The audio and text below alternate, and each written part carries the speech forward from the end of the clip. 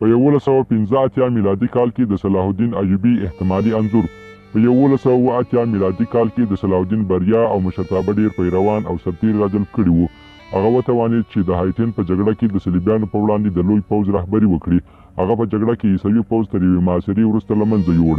دې لوی بریا صلاح الدین د دې جوګه کړ چې پر بیت المقدس، ایکر، بیروت، ناصرت او اسکلون د پاچاهۍ دعوه وکړي. د 1180 میلادي کال د اکتوبر پر 2 صلاح الدین هغه وخت خپله بریا بشپړه کړه کله چې د چاټیلون تر واک لاندې سیمه یعنې بیت المقدس کې عیسوي پوځونو په زور سره تسلیم کړل.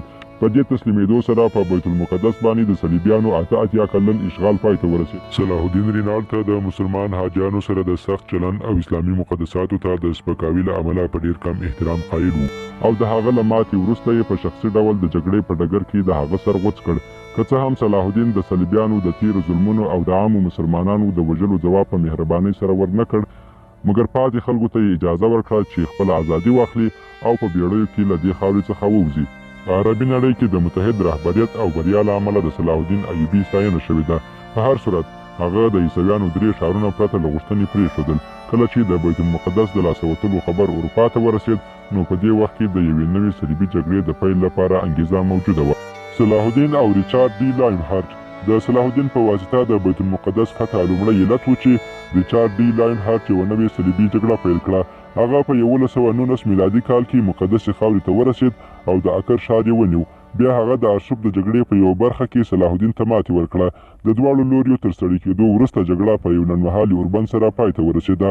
صلاح الدین هم بیت المقدس ته په لاره کې د عیسوي زیارت کوونکو د خوندي تګ راتګ په برخه کې خپله وړتیا وښوده. پرله پسې هڅو وروسته ریچارډ ډي لاینهارټ په دې ونه توانید چې بیت المقدس ونیسي او بالاخره اروپا ته ستون شو.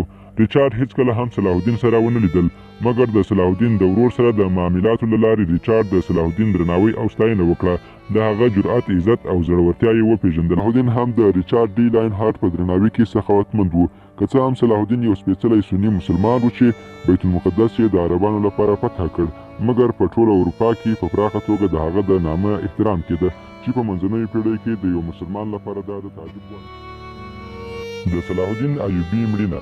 د مقدسې خاورې څخه د پاچا ریچارډ د ځواکونو تر وتلو وروسته صلاح الدین د 1193 میلادي کال د مارچ په 4 د تبې له امله مړ شو. هغه په دې وروستیو کې خپله شتمني په اړمنو خلکو وویشل او د خپلې جنازې لپاره یې کافي لګښت پرېښوده. د صلاح الدین میراث. صلاح الدین د زړور، سخي او زغمونکي رهبر په عنوان بدل شو. هغه عربان سره متحد کړل او بیت المقدس یې د صلیبي اشغال څخه آزاد کړ. هغه په بشپړ ډول د اخلاقو احترام کاوه او د یو مجاهد په توګه خپلو مخالفینو ته درناوی درلود. که مو ویډیو خوښه شوې وي نو زموږ ویډیو لایک او شیر کړئ، یا هم کوم سوال یا نظر لرئ نو کومنټ وکړئ، او همدارنګه د نورو ګټورو ویډیوګانو لپاره زموږ یوټیوب چینل سبسکرایب کړئ.